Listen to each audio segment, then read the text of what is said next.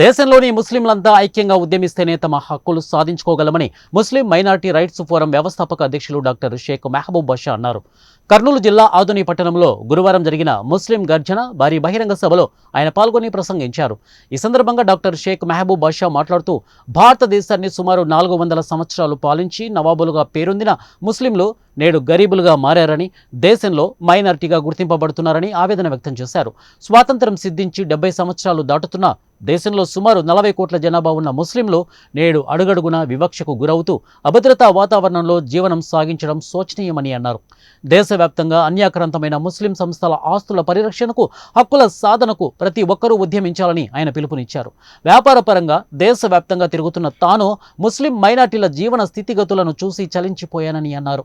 దేశవ్యాప్తంగా అట్టడుగు స్థాయిలో జీవనం సాగిస్తున్న ముస్లిం మైనార్టీలను ఒక తాటిపై తీసుకురావడానికి తన వంతు కృషిగా ముస్లిం మైనారిటీ రైట్స్ ఫోరం ఏర్పాటు చేసి రాజకీయాలకు అతీతంగా హక్కుల సాధనకు ముస్లింలను ఐక్యం చేయడానికి కృషి చేస్తున్నట్లు ఆయన వెల్లడించారు.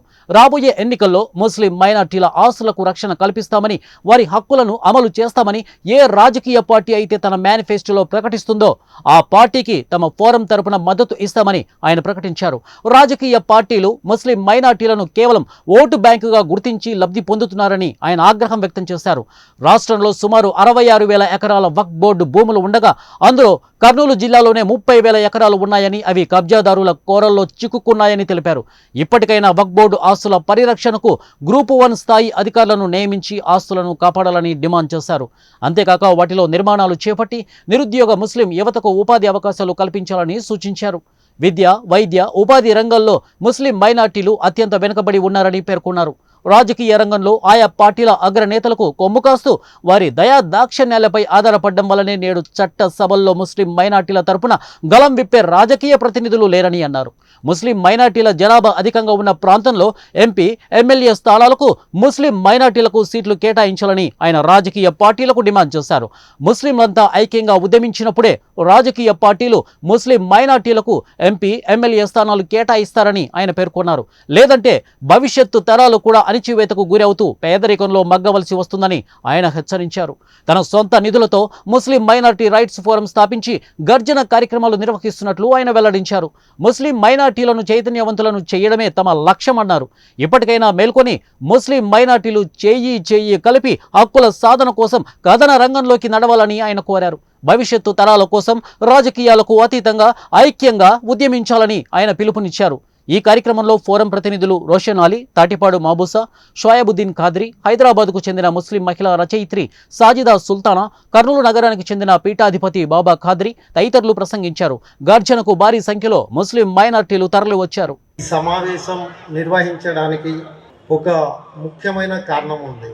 ఎంఆర్పిఎఫ్ ముస్లిం రైట్స్ ప్రొటెక్షన్ ఫోరం అనే సంస్థ ద్వారా ఈరోజు ఆదోని పట్టణంలో ఈ ముస్లిం మహాగర్జనని ప్రారంభించారు. అసలు ఈ ముస్లిం మహాగర్జన అంటే ఏమి, అసలు ఈయన ఎందుకు ప్రారంభించాడు అంటే ఏమన్నా రాజకీయ ఆలోచన ఉందా, అంటే వేరే దురుద్దేశం ఏమన్నా ఉందా అనే సతమతమవుతున్నారు చాలామంది. కొంతమంది ప్రజలు అవుతున్నారు, కొంతమంది రాజకీయ నాయకులు అవుతున్నారు, కొంతమంది మన ముస్లిం సోదరులు కూడా అవుతున్నారు. ముఖ్యంగా ఈరోజు మన భారతదేశంలో చూసుకుంటే అతి దారిద్ర్య రేఖ కన్నా దిగువ స్థితిలో ఉండే వాళ్ళు ఎవరంటే కేవలం మన ముస్లిం సోదరులే. నా వ్యాపార నిమిత్తం నేను భారతదేశంలో ప్రతి ఒక్క రాష్ట్రంలో తిరుగుతూ ఉంటాను. ప్రతి రాష్ట్రాల్లో అందరికన్నా దరిద్ర స్థితిలో, అదేవిధంగా పేదరికంలో, అంటే 100కి ఒక 10 మంది ఉండొచ్చు కోటీశ్వర్లు. ఇక్కడ మన దగ్గర ఉండే వాళ్ళు ఒక 10 మంది ఉండొచ్చు, నాలాంటి వాళ్ళు కొంతమంది ఉండొచ్చు. కానీ 90% మంది పేదరికంలో సతమతమైపోతున్నారు, ఇబ్బందులు పడుతున్నారు. వాళ్ళ పిల్లలకి ఆఖరికి చదువులు చెప్పించుకోలేని స్థితిలో ఉన్నారు, వాళ్ళ పిల్లలకి పెళ్ళిళ్ళు చేయలేని స్థితిలో ఉన్నారు. ఇలాంటి స్థితిలు చూసిన తర్వాత ఒక్కసారి ఆలోచించాము.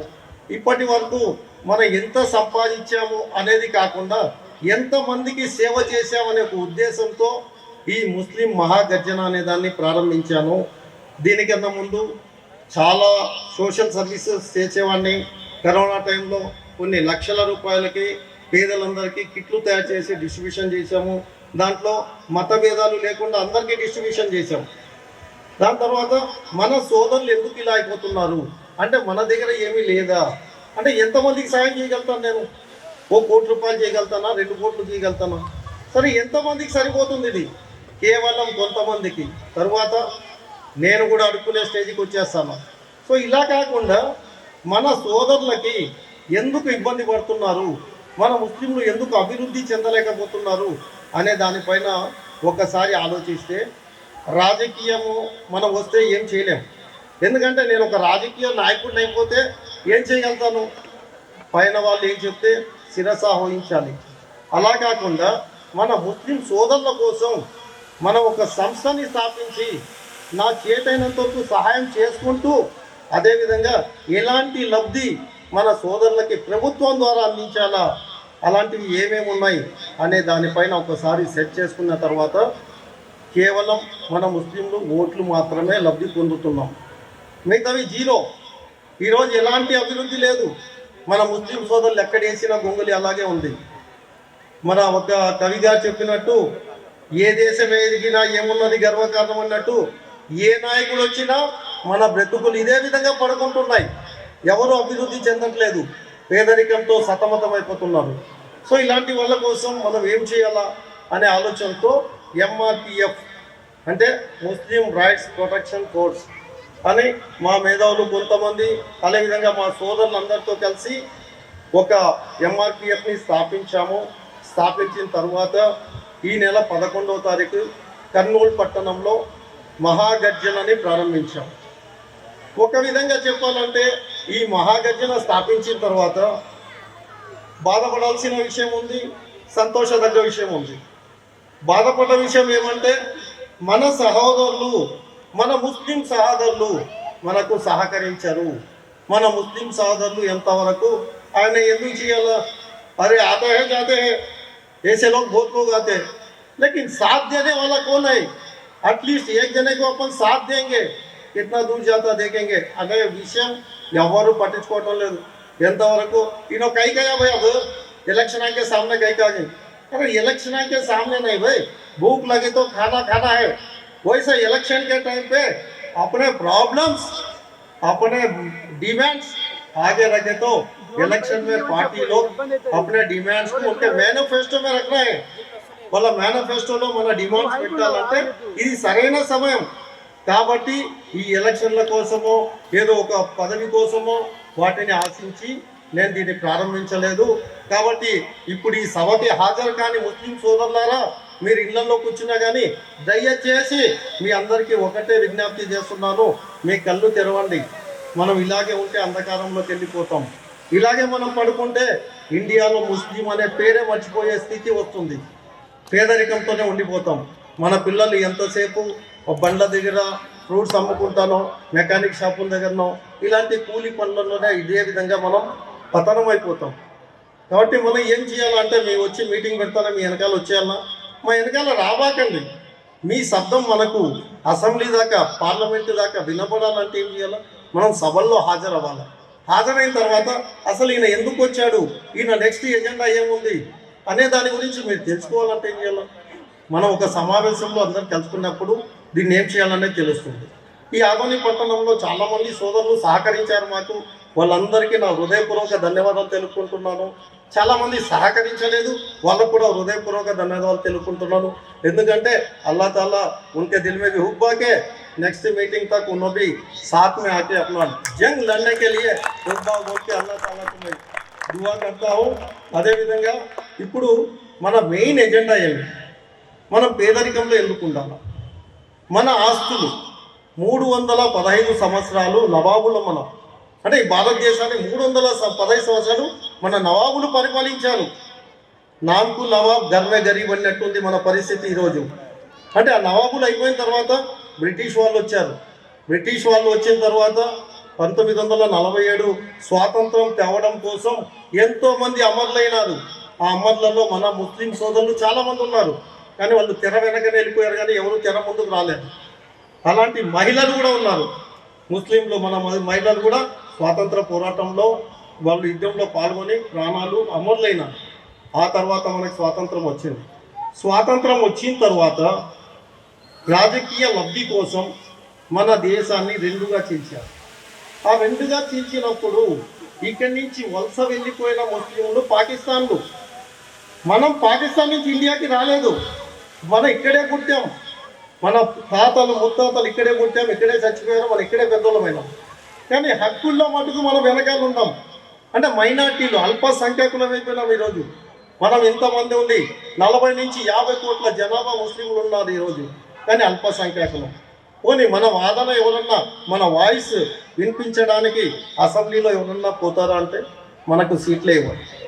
అంటే మన వాళ్ళు ఎవరు మేధావులు లేరు అనేది మన రాజకీయ నాయకుల ఉద్దేశం. సరే, వచ్చినా కానీ వాళ్ళు దీన్ని ముందుకు తీసుకుపోవట్లేదు. అలాంటి పరిస్థితులలో 66,000 ఎకరాలు వక్ఫ్ బోర్డ్ ఆస్తి కేవలం మన ఆంధ్రప్రదేశ్లోనే ఉంది. ఈ 66,000 ఎకరాలలో 30,000 ఎకరాలు మన కర్నూలు జిల్లాలో ఉంది. ఈ కర్నూలు జిల్లాలో మన ఆదోనిలో కూడా దాదాపు కొన్ని వందల వేల కోట్ల ఆస్తులు ఉన్నాయి. కానీ వక్ఫ్ బోర్డ్ ఆస్తులన్నీ ఏమైపోతున్నాయి? ఎవరో ఒకరు వస్తున్నారు, దొంగ సర్వే నెంబర్లు వేసుకుంటున్నారు, దాంట్లో వాళ్ళు ఆక్యుపై చేసుకుంటున్నారు. కానీ దీన్ని ఎలా తెచ్చుకోవాలో మనం అనేది ఒక ఎత్తు అయితే, మిగిలిన భూమి ఏదైతే ఉందో ఆ మిగిలిన వక్ఫ్ బోర్డ్ భూమిని మనం కాపాడుకోవడం కోసం ఈ గర్జనని లేవనెత్తినాం. అంటే మన మిగిలిన వక్ఫ్ బోర్డ్ భూముల్లో కాంప్లెక్స్లు కట్టండి, కాంప్లెక్స్లు కట్టి మన ముస్లిం సోదరులకి రెంట్కి ఇవ్వండి అనేది మన మొదటి అజెండాలో మొదటి పాయింట్ పెట్టుకున్నాం. దీనివల్ల ఏమవుతుంది, మన వక్ఫ్ బోర్డ్ ఆస్తులు సంరక్షించుకోగలుగుతాం. అదేవిధంగా కబ్జా అయిన భూముల్ని రిటర్న్ తీసుకోవడానికి కూడా యుద్ధం చేస్తాం మేము, దాన్ని కూడా వదలం. దాని తర్వాత మన రెండవది ఏమంటే, ఈరోజు కొన్ని పార్టీలు మనకేం చేస్తున్నాయి, దుల్హన్ పథకం అంటే మన ఇంట్లో వివాహం కావాల్సిన అమ్మాయికి పెళ్లి చేయాలి, ఇస్తున్నారు, సంతోషం, వాళ్ళకి కృతజ్ఞతలు తెలుపుకుంటున్నాం. కాకపోతే కండిషన్స్ అప్లైడ్ అన్నట్టు 10వ తరగతి పాస్ అయితేనే అమ్మాయికి దుల్హన్ పథకం వస్తుందంటారు. మనం పేదరికంలో ఉన్నాం, మన ఇంట్లో 5 మంది 6 మంది పిల్లలు ఉన్నారు, వాళ్ళని చదివించుకునే స్థితిలో లేము. మన ఎడ్యుకేషన్లో కూడా దాదాపు 2-3 స్టేజీల కన్నా ఎక్కువ లేము పర్సెంటేజ్లో. ఇలాంటి పరిస్థితులలో మన పిల్లలని చదివించుకోలేము. అంటే 10th క్లాస్ చదువుకోని అమ్మాయి ఓటు వేయచ్చు, ఆ ఓటులో మీరు పాలకులు కావచ్చు, కానీ 10th క్లాస్ చదవలేదంటే మీరు దుల్హన్ పథకం ఇవ్వదు. ఇది ఎంతవరకు సమంజసం అనేది నేను ప్రశ్నిస్తున్నాను. ఇలాంటి సమస్యల కోసమే ఈ ముస్లిం మహాగజంలో పెడుతున్నాము. ఈ ముస్లిం మహాగజంలో ఇది ఒకటే కాకుండా మన వెల్ఫేర్ ఫైనాన్స్ కార్పొరేషన్, అంటే వెల్ఫేర్ ఫైనాన్స్ కార్పొరేషన్లో మన ముస్లిం సోదరులకు ఏమీ లబ్ధి పొందటం లేదు. కోట్ల రూపాయలు వస్తున్నాయి, ఎక్కడికి పోతున్నాయి ఎవరికి తెలీదు. అంటే అడగం, మనకు భయము, మనం ముందుకు రాము, ముందుకు వచ్చినోడికి సహకరించాం. ఇది మన ముస్లింలలో జరుగుతుండేది. సో ఇలాంటి సమస్యలు ఇవే కాకుండా ఇంకా చాలా సమస్యలు ఉన్నాయి మనకు. మన పిల్లల చదువుల కోసం ఉర్దూ యూనివర్సిటీలు లేవు, ఉర్దూ కాలేజీలు లేవు. వక్ఫ్ బోర్డు భూముల్లో ఉర్దూ కాలేజీలు కట్టండి, గవర్నమెంట్ హాస్పిటల్ కట్టండి మా ఉర్దూ వక్ఫ్ బోర్డు భూముల్లో. దానివల్ల లాభం వస్తుంది, ప్రజలకు కూడా హెల్త్గా చూసుకోవచ్చు, ఎడ్యుకేషన్గా కూడా డెవలప్ అవుతుంది. కానీ ఇలాంటివే మేము ఎజెండా పెట్టుకొని ముందుకు వచ్చాం తప్పనిచ్చి దీనివల్ల వచ్చి ఏదో రాజకీయ లబ్ధి పొందాలా లేదా ఏదో మాకు డబ్బులు కావాలా అనే ఉద్దేశంతో రాలేదు. ఇదే విధంగా మనకేమంటే మన డిమాండ్లలో మనం ముఖ్యంగా మనం అడిగేది ఏమంటే, మనలో ఒక మేధావుల్ని ఎవరినన్నా ఏ గవర్నమెంట్ వచ్చినా కానీ వక్ఫ్ బోర్డుకి సంబంధించిన ఒక అధికారితో పాటు మన ఒక మేధావుని అక్కడ నియమించండి అంటున్నాం. అదేవిధంగా వక్ఫ్ బోర్డులో ఎవరో ఒక లేడీని కూర్చోబెడతారు, లేకపోతే ఎవరో ఒక పాత ఆఫీసర్ని తెచ్చి కూర్చోబెడతారు, 2 ఇన్స్పెక్టర్లు ఉంటారు. వాళ్ళని అడిగితే ఏమంటారు, సార్ మేము పోలేము, అక్కడ పోతే భయం. అంటే భయపడితే వక్ఫ్ బోర్డులో ఉండే అధికారులని కూర్చోబెట్టడానికన్నా గ్రూప్ 2 గ్రూప్ 1 ఆఫీసర్లు ఎందుకు పెట్టారు, వాళ్ళని పెట్టండి అని మనం అడుగుతున్నాం మన డిమాండ్లలో. అదేవిధంగా గురుకుల పాఠశాల లాంటి పాఠశాలలు కట్టండి, మన పిల్లలకు కూడా ఎడ్యుకేషన్ డెవలప్ అవుతుంది, వాటిపైన అడుగుతున్నాం. కానీ ఇలాంటివన్నీ సమస్యలు మన దగ్గర పెట్టుకొని మనం ఎందుకు ముందుకు రావట్లేదు అనేది ఒక రకంగా బాధాకరంగా ఉంది. ఇంకో రకంగా కొంతమంది వస్తున్నారు. సో అదేవిధంగా ఈరోజు ఈ ఎంఆర్పిఎఫ్ యొక్క మెయిన్ ఎజెండా ఏమంటే, ఈ రాష్ట్రంలో ప్రతి ఒక్క జిల్లాలో మేము ఒక్కొక్క కమిటీలు వేస్తున్నాము. ఆ కమిటీలతో పాటు ప్రతి ఒక్క మండలంలో ఒక్కొక్క కమిటీ వేస్తాము. ఈ కమిటీల్లో కానీ మన జిల్లాలో వేసిన కమిటీలో కానీ ఎవరి దగ్గర పోయి మేము ₹1 చేయి సాపము, ₹1 అడగము. మా సొంత డబ్బులతోనే మేము ఈ కమిటీలు వేస్తాము. కాబట్టి దయచేసి మీరందరూ నా సహోదరులారా అర్థం చేసుకోండి. మన సమస్యల నుంచి మనం ముందుకు రావాలంటే మీ వంతుగా మాతో పాటు ఒక అడుగు ముందుకు పోయింది అంటున్నాం. మీకు సహాయం అడగడానికి మేము రాలేదు. మనం 100 మంది, 1000 మంది, 1,00,000 మంది అయినప్పుడు ఆటోమేటిక్గా ఏమవుతుంది, రాజకీయ నాయకులు కానీ ప్రభుత్వాలు కానీ దిగి ముందుకు వస్తాయి మన దగ్గరికి. మనం పోరాడేది ఒక్కదాని కోసమే, మన సమస్యలు, మన బాధలు, మన హక్కులు. ఈ మూడింటికి తప్పనించి మనం దేని గురించి కూడా పోట్లాడట్లేదు. మాకు కావాల్సింది కేవలం మా బాధలు, మా కష్టాలు, మా హక్కులు. ఈ మూడే మా డిమాండ్లు. ఈ డిమాండ్లు తీసుకునే ఈరోజు గర్జనతో ఆదోనికి వచ్చాము. మళ్ళీ మేము వస్తాం ఆదోనికి. మళ్ళీ కమిటీ నిర్ణయించే రోజు దయచేసి మేము ఇచ్చిన పాంప్లెట్లలో కూడా నెంబర్లు ఉన్నాయి. మీ సోదరులు ఎవరన్నా కానీ మాతో పాటు చేయి కలపాలనుకుంటే, ఈ కమిటీలో మీరు కూడా పాల్గొనాలనుకుంటే మీరు కూడా మాకు ఫోన్ చేయండి. ఈ కమిటీలో మిమ్మల్ని కూడా తీసుకుంటాము. అదేవిధంగా ఇది ఈరోజు కలిసినప్పుడు ఇక్కడ ఒక బ్యాంకుని చూశాను నేను, కోఆపరేటివ్ సొసైటీ. చాలా హ్యాపీగా ఫీల్ అయ్యాను నేను. ఎందుకంటే వాళ్ళు చేస్తూ ఉండే సర్వీస్ ఏమి, వడ్డీ లేని రుణం ప్రతిరోజు ఇస్తున్నారు, ప్రతిరోజు కలెక్షన్ చేసుకుంటున్నారు వాళ్ళు. ఆ hats off to this cooperative people. ఎందుకంటే ఆదోని పట్టణంలో ఇప్పుడు ఎలా ఉందంటే రోజు వడ్డీ కోసం ఇచ్చే వాళ్ళు బకాసర్లు ఉన్నారు. వాళ్ళు ఏం చేస్తారు, డబ్బులు ఇచ్చిన తర్వాత ఆ డబ్బులు పెట్టకపోతే ఇంట్లో సామాన్లు ఎత్తుకుపోతున్నారు. మహిళల పరంగా చాలా నీచంగా ప్రవర్తిస్తున్నారు. అలాంటి స్థితిలో ఈరోజు ఆదోనిలో చాలా సంతోషపడ్డాను నేను. ఆ బ్యాంకుకు విజిట్ చేసినప్పుడు కూడా వాళ్ళు కూడా చాలా మంచి సర్వీస్ ఇస్తున్నారు. అలాంటి సర్వీసులు ఇంకా కావాలనుకుంటే మనం అందరం ఏకం కావాలా. మన ఆస్తుల్ని, మన హక్కుల్ని మనం కాపాడుకుంటే తప్పకుండా సక్సెస్ అవుతామనేది నా నినాదము. అదేవిధంగా మీకు ఇంకొక చిన్న రిక్వెస్ట్ చేస్తున్నాను. దయచేసి మీరు ఈరోజు ఈ మీటింగ్ యొక్క ముఖ్య సందేశం ఏమనేది మీ ఆదోని ప్రజలకి తెలియజేయండి. ఈ ఆదోనిలో 70% ముస్లింలు ఉన్నారు. 70% ముస్లింలు ఉన్నారు. దీన్ని సెకండ్ బొంబాయి అంటారు. నేను చిన్నప్పటి నుంచి చిన్నవాడిని, ఆదోని అంటే సెకండ్ బొంబాయి. కానీ ఈరోజు ఇంతమంది మన ముస్లింలు ఉండి సెకండ్ బొంబాయిగా ఉండి రాజకీయాల్లో కూడా మన ముస్లింలు ఎక్కడ ముందు అడుగేసినట్టు నాకు అనిపించట్లేదు. అంటే రాజకీయాల్లో అంటే మన ముస్లిం వాళ్ళు రాలేకపోతున్నారా, లేకపోతే పైన ఉండే రాజకీయ పార్టీలు వీళ్ళని ఎందుకు తీసుకోవట్లేదు అనేది కూడా ఒక సందేహంగా మిగిలిపోయింది నాకు. అది కాకుండా ఈ చిన్నది కాకుండా మన పెద్ద రకంగా ఆలోచించినా కానీ మీలో ప్రతి ఒక్కరూ మీ పక్కన ఉండే ఒక పేదవాళ్ళకి మీరు సహాయం చేయండి. ఆ పేదవాళ్ళకి సహాయం చేసినందువల్ల మన సోదరులకు, మన బిడ్డలకు మనం అభివృద్ధి చేసినట్టు అవుతాం. ఇదే విధంగా మీ అందరూ ఒకటే, నేను లాస్ట్గా ఎందుకంటే సమయం చాలా ఎక్కువైపోయింది. మాతో పాటు వచ్చిన ప్రతి మిత్రులు కూడా మీకు కొన్ని సందేహాలు వాళ్ళ యొక్క ఇన్ఫర్మేషన్ మీకు పంచుకోవాలి కాబట్టి లాస్ట్గా ఒకటే నేను చివరిగా మీ అందరికీ రిక్వెస్ట్ చేసుకుంటున్నాను. దయచేసి మన ముస్లిం సోదరులారా, మనము ఒక నవాబులుగా పెరిగినాము, నవాబులుగా ఉన్నాము, నవాబులుగానే చచ్చిపోతాము. ఆ నవాబిజం మనకు కావాలంటే ఇలాంటివే మనం ఒక అడుగు ముందుకేసి మన అందరము కలిసి మనకన్నా పేదరికంలో ఉండే ప్రజలకి మనం సహాయం చేయాలంటే మనం పోరాటం చేయాలా. మన పోరాటం అంటే ఏదో కత్తులు పట్టుకుని ఇద్దరిని పోవడం లేదు. మన పోరాటం, మన వాణి, మన వాయిస్ పైన ఉండే రాజకీయానికి వినపడాలా. ఆ ఉద్దేశంతోనే ఈ కార్యక్రమాలు మేము చేస్తున్నాము. కాబట్టి ప్రతి ఒక్కరూ ఈ కార్యక్రమాల్లో మీరు కూడా పార్టిసిపేట్ చేయవలసిందిగా కోరుకుంటున్నాము. Thank you.